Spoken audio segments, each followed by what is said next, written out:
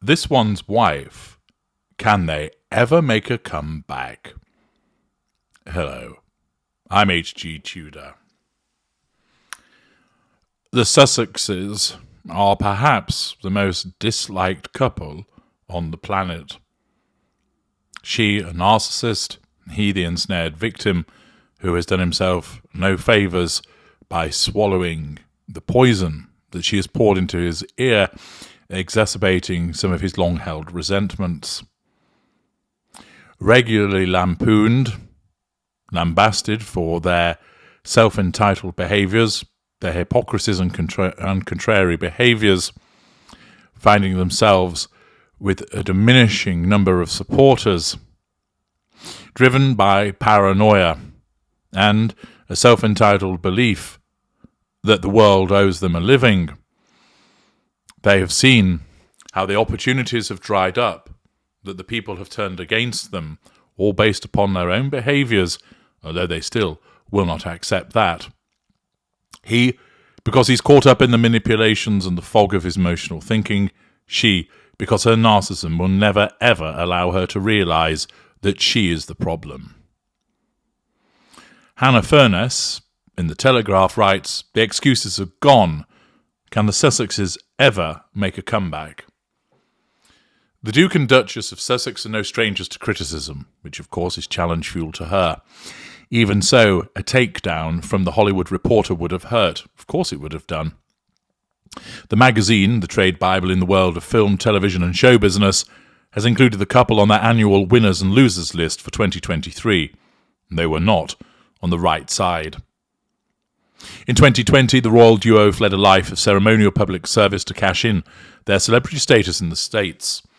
Its citation as one of the year's losers read, "But after a whiny Netflix documentary, a whiny biography, spare, even the title is a pouty gripe, and an inert podcast, the Harry and This One's Wife brand swelled into a sanctimonious bubble, just begging to be popped. And South Park was the pin." The couple had, the magazine said, been the subject of scorn and mockery. It is an inauspicious end to a year in which Prince Harry and This One's Wife initially appeared to have the world at their feet.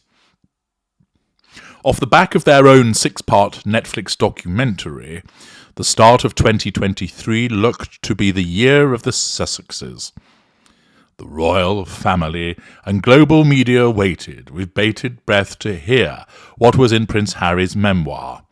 Who else had the future of the monarchy resting so precariously in their hands?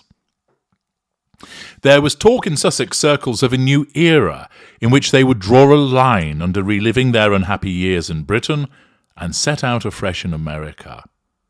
The Invictus Games, always a huge boost for Prince Harry, was in the diary. The Netflix and Spotify deals were still ticking along, and their Christmas card had featured a picture of them, accepting a Human Rights Award for their bravery in addressing racial justice and mental health issues. Then, ahead of Prince Harry's memoir in January 2023, there were even growing mutterings of reconciliation. Once the Sussexes had got things off their chests, it was thought they could set about forgiving and forgetting. A source close to the Sussexes said the book would be a means of setting himself free. Tell his truth, the theory went, and then he can move on.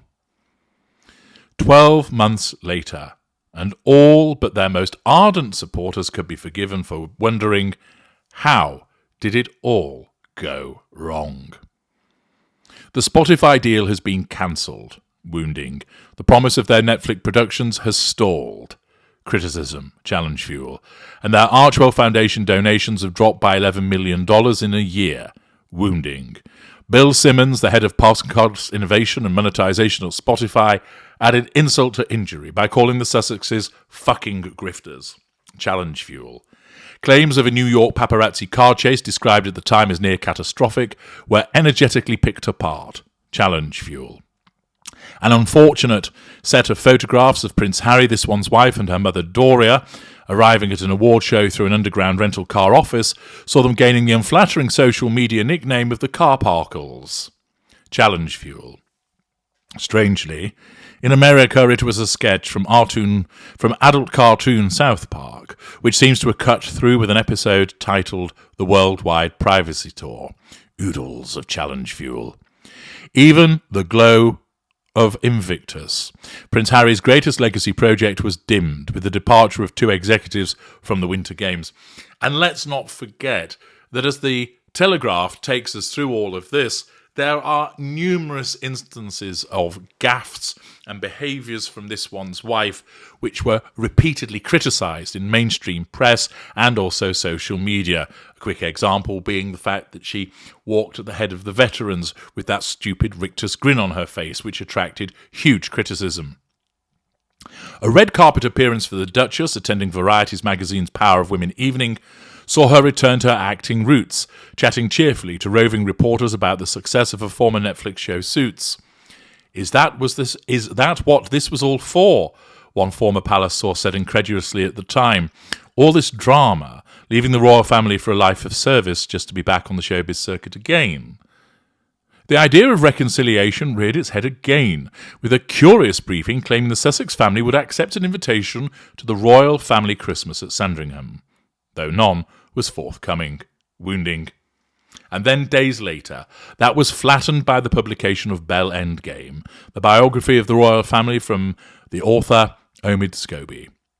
Widely considered as a Sussex sympathiser, despite regularly defending himself against accusations of being this one's wife's mouthpiece, Scobie's account echoed much of what Harry and this one's wife said in their own interviews, but went further to heavily criticise the British family. Their British family. Smearing by proxy.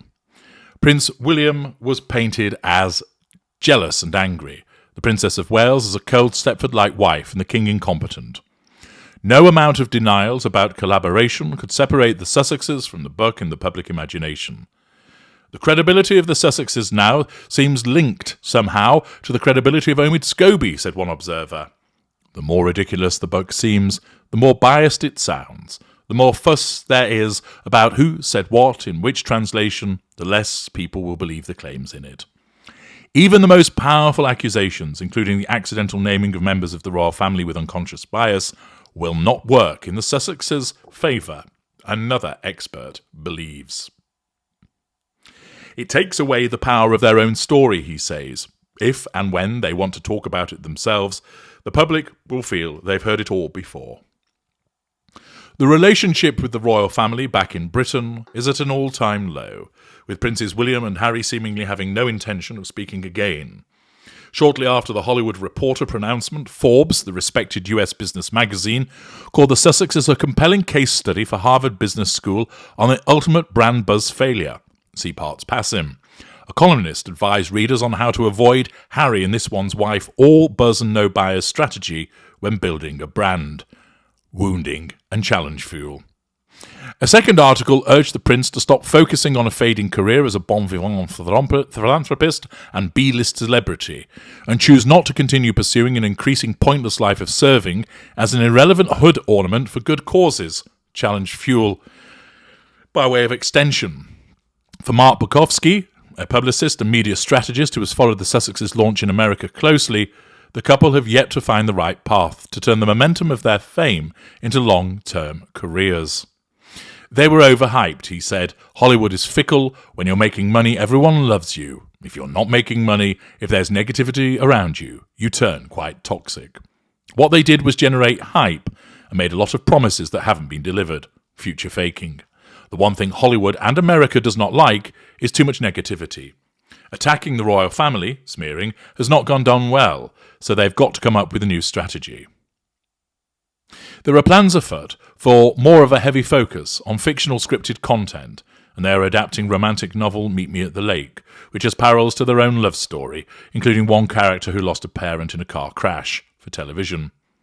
This one's wife has said they have exciting things on the slate, future faking, things that make people feel, I was going to say good, but it's more than that, things that make people feel something right, she said on the red carpet in November. There is also a mysterious off-screen project said to be due in the new year, and rumoured to be a business venture along the lines of this one's wife's old lifestyle blog, The Tig, future faking. Scobie has described it as something more accessible, something rooted in her love of details, curating, hosting, life's simple pleasures and family.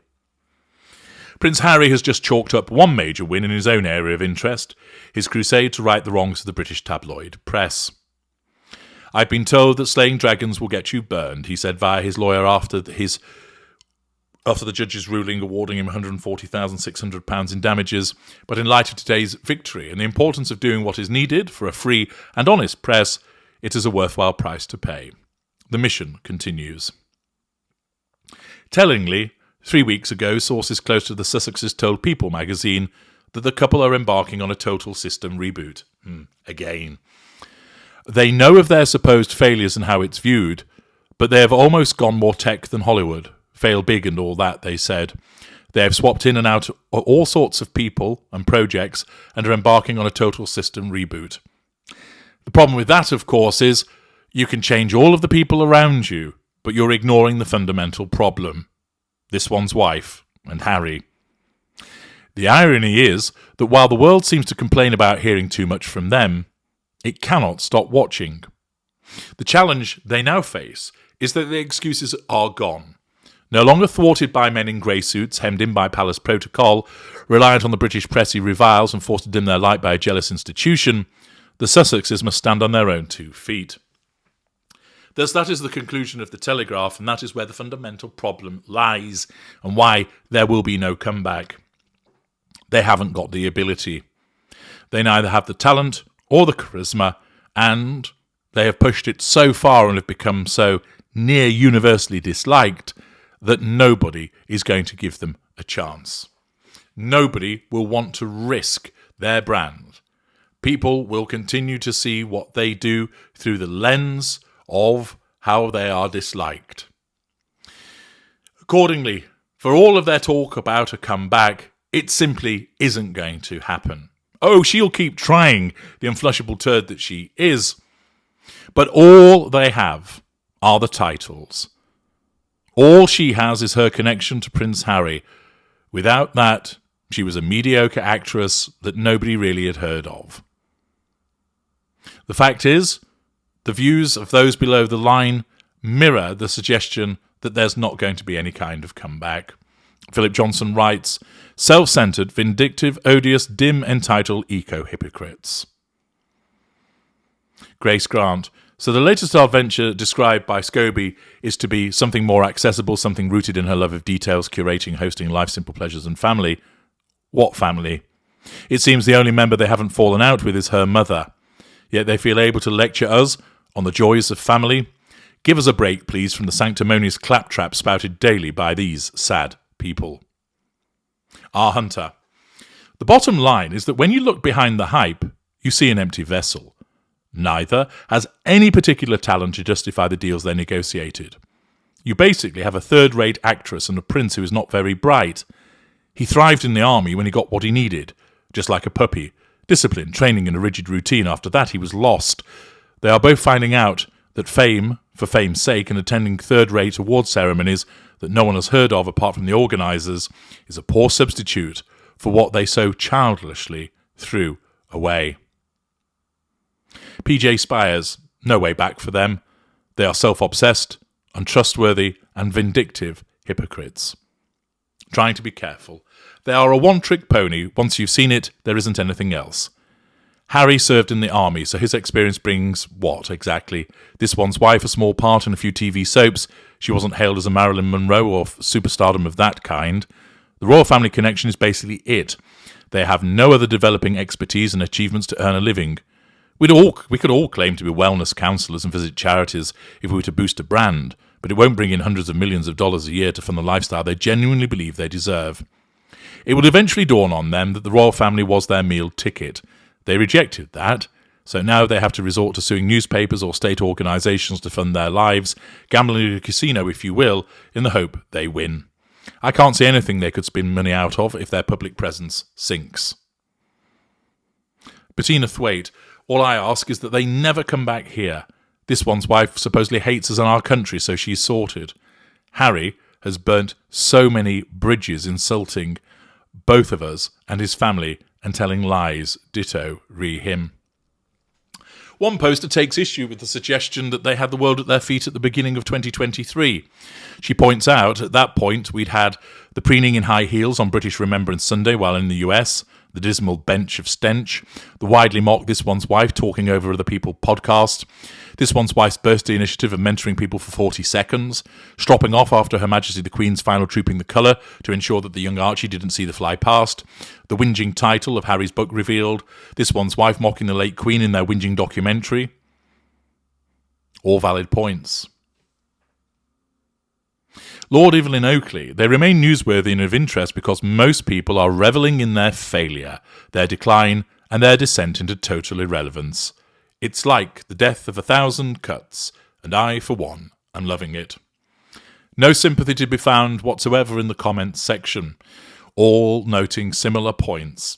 The only reason people are really interested in them is to watch them fail, and so many people recognise that they are a talent-free zone, self-entitled, and, of course, all driven by her narcissism.